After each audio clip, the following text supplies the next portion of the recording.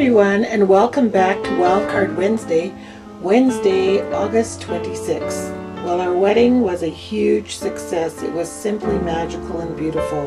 So now we're getting back into our regular routine. And so today I'm going to be creating a simple and easy birthday card just using some scrap paper that I have on hand.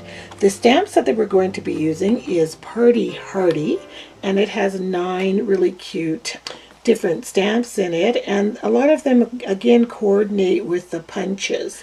Dawn 5377, Stamping with Dawn, has a great idea of creating a template out of your punches that you have already. And then when you open up your catalog and you want to see if a particular stamp coordinates with the punch you have, you can just simply hold it over top while you're perusing through your catalog to see if it'll coordinate with all the punches you already have on hand. So I thought that was a great tip. The other supplies we're going to be using is the Build-A-Brad, some more mustard cardstock cut in the standard 4 1/4 by 11 folded in half, so it'll give us our standard card size of 4 1/4 by 5 1/2. Just some Whisper White cardstock and some various scrap pieces of Stampin' Up! Designer paper, which I'm going to be punched into circles, and I'm going to be using the 1 1/4, 1 3/8, and the 1 inch punches by Stampin' Up! And we're also going to be using the Big Shot. As you're all aware, Stampin' Up! Is very involved in die cutting, but one new product that they brought out are the Textures Impressions embossing folders. They're page 195 of the catalog. These ones here, they've got a sort of a corner one there, this really pretty floral one, and then this Manhattan flower one. Sorry, the Manhattan flower one. What's great about these is, this is new to Stampin' Up! They're very much like the Cuttlebug embossing folders, and because my order hasn't come in, I'm going to be using a Cuttlebug one just to show you, but they work exactly the same, and they're a little bit less expensive if you're just getting started into die cutting and embossing. So we're going to be using this Cuttlebug one, but you could use any of the new Stampin' Up! Ones as well. And again, they fit right inside the standard card front. Fits perfect size. So you can make a card. So I'm going to go ahead and emboss that right now. For this particular one, we would use tab 1 for any kind of textured dies. So I'll just slide that in like that. Put our first part of our cutting board sandwich down. Our cardstock with our embosslet folder, and then the top piece. And then simply slide it through. And then follow whatever wheel the direction is turning. And don't be worried about the cracks and pops that you hear. Those are the normal sounds. There. And you simply pull it out the other side.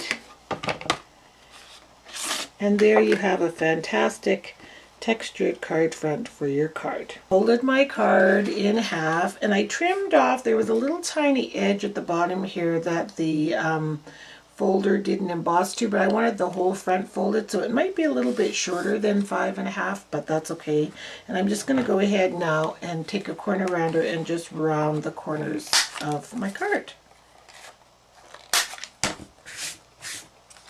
There. Now we're going to put this aside for a bit, and what I'd like you to do is just punch out some random circles with your different scrap papers. Punch out about maybe 6 to 8 different sized circles.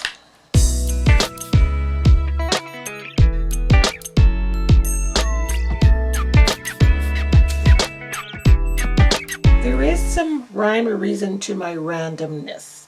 I cut out first of all, I stamped in more mustard the stamp Celebrate You, and then cut it out in the 1 3/4 inch punch. And then, this is not adhered down, it was just giving me some placement ideas. Then I cut out in the 1 3/8 inch punch, different variety of printed paper, and sort of made 5 of them, kind of a floral flower petal like design with the 1 1/4 and the 1 inch punches. I stamped out smaller circles, so I'm going to try to fit them in between like that.